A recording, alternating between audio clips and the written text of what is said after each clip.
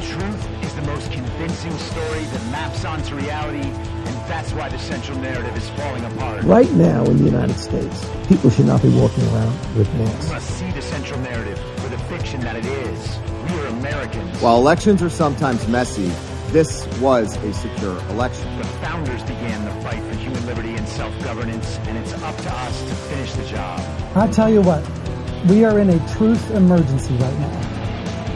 This is the end game.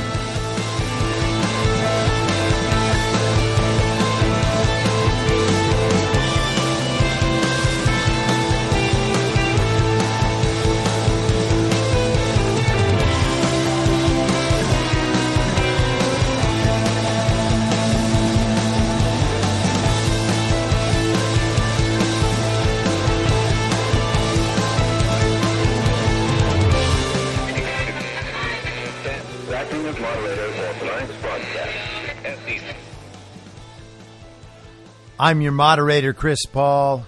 Let's be reasonable. This will not be a normal episode of the podcast. This will be an Audible essay from the series A Story About Reality that you can find on my Substack, imyourmoderator.substack.com. And it was written back in March of 2022 after the launch of Donald Trump's Truth Social platform and the appearance of an @Q account on Truth Social. A Story About Reality, Part 4, Trusted Voices, Authoritative Sources. Fake and corrupt experts are not the only pollution in the mainstream information environment.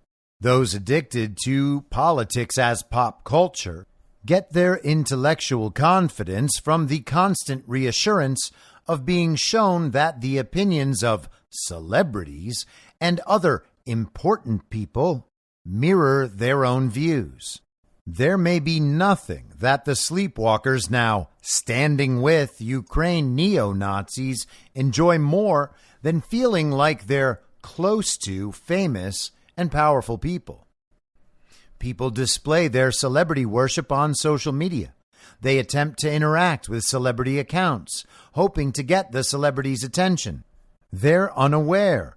Many, if not most, prominent social media celebrities pay more per month than the average American monthly income to have professionals interact with their fans so they don't have to do it themselves.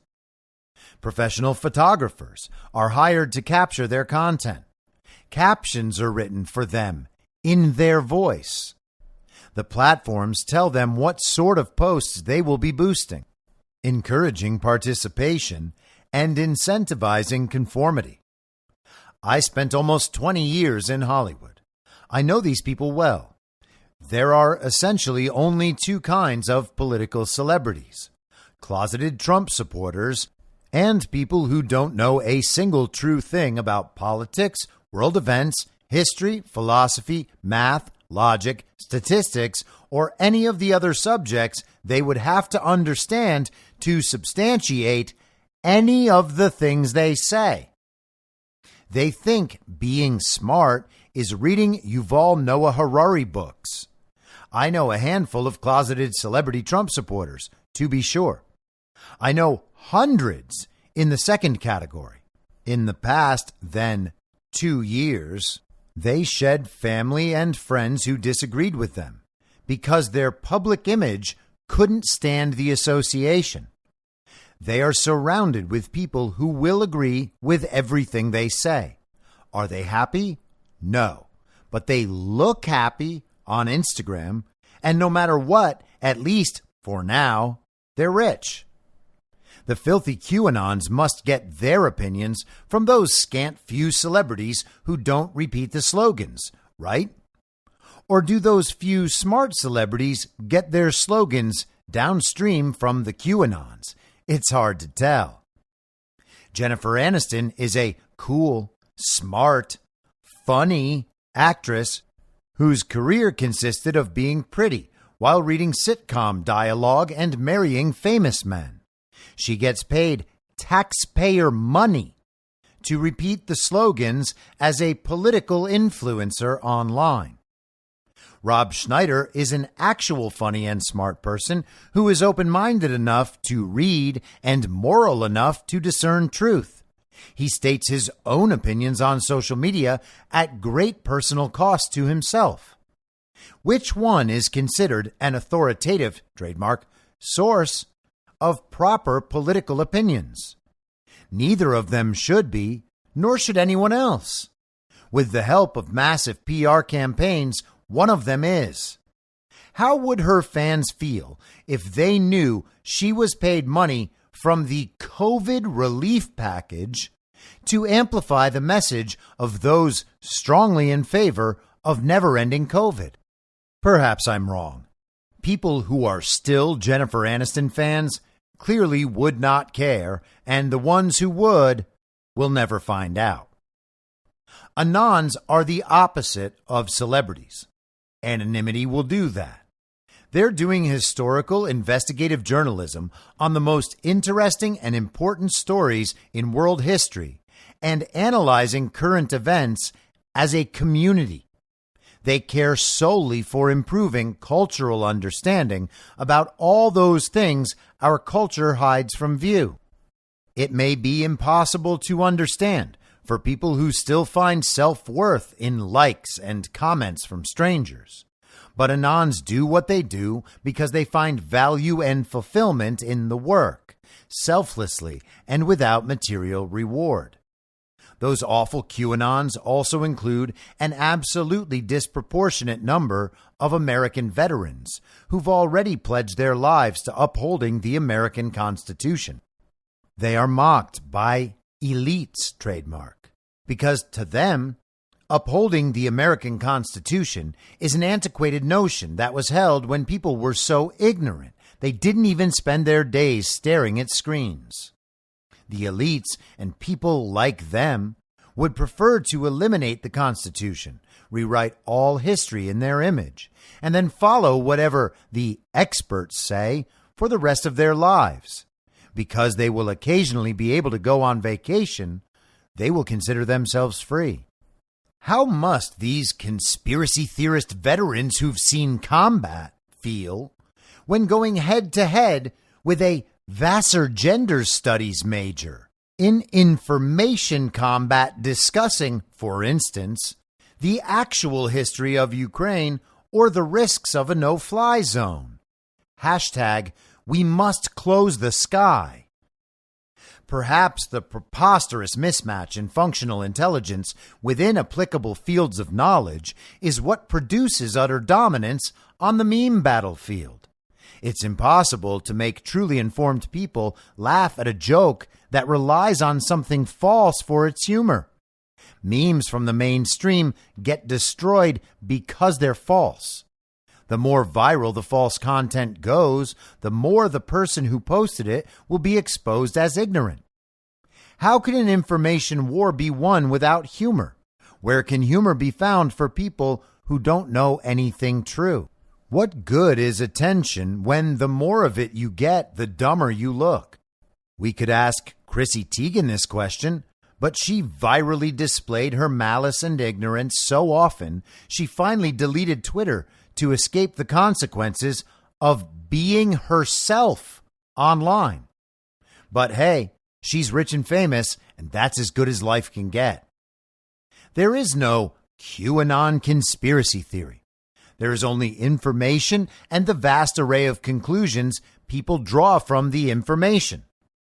2 years ago, at the time, no one in the mainstream thought we'd be coerced into being injected with an experimental technology for a disease with a fatality rate of an average flu. Everyone outside the mainstream already knew. Foresight actually does matter when facing the most important decisions in one's life. The people utilizing that foresight were called crazy for being correct too early. No one should be called crazy for thinking that children are trafficked in underground tunnels when we know child trafficking exists and we know tunnels exist and are used to traffic drugs and, potentially, other things. It's certainly not as crazy as believing that the way to solve racism is by making everything in life about race. Anons are not seeking anything but a mass cultural awakening to the dark truths in this world that people with weak character dare not know. These dark truths run our lives, distance our families, prevent our success, rob us of the benefits of our work, suppress our freedom of speech, degrade our religions and beliefs, and deny our right to seek accountability.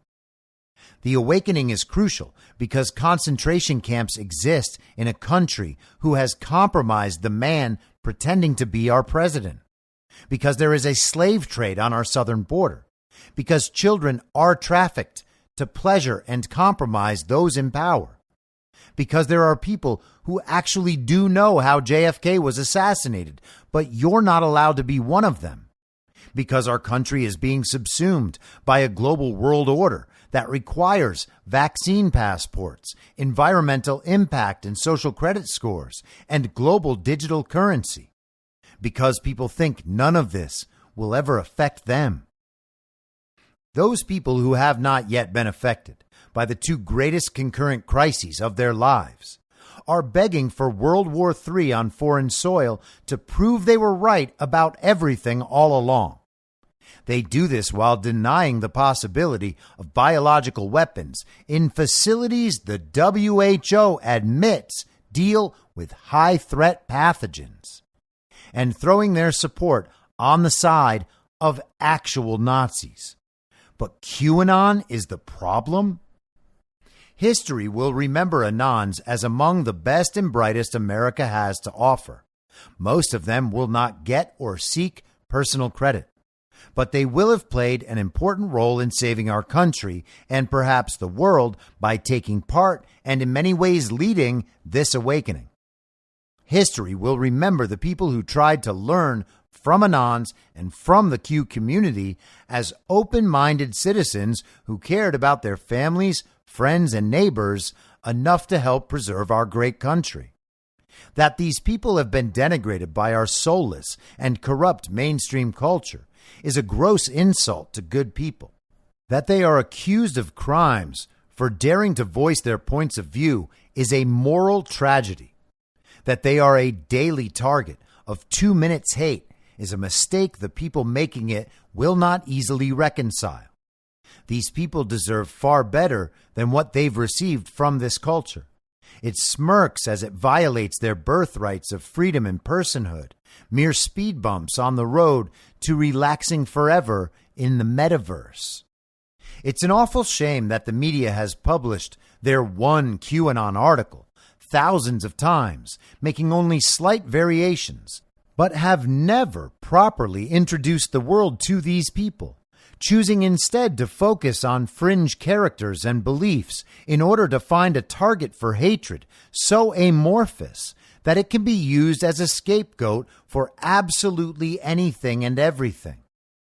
We used to understand what it meant when a group of people had their rights and dignity stripped from them. We imagine this can only happen to minorities, but that's wrong. With enough power and immorality, the minority can oppress the majority. We used to call it feudalism.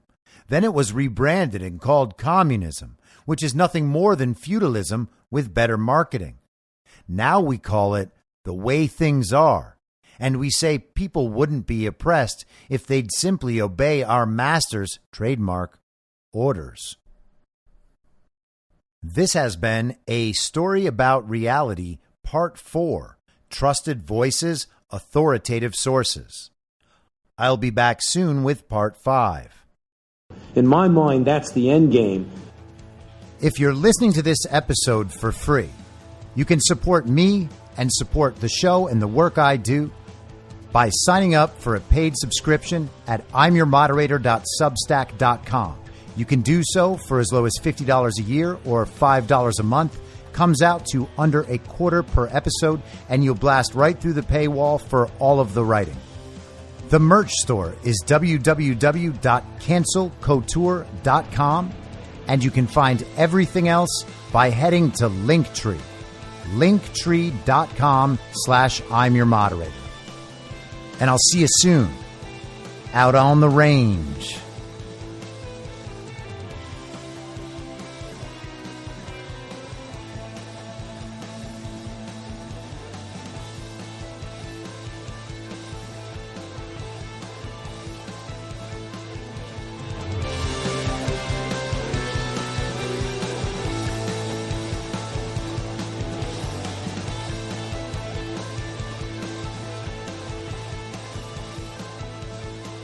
It's high!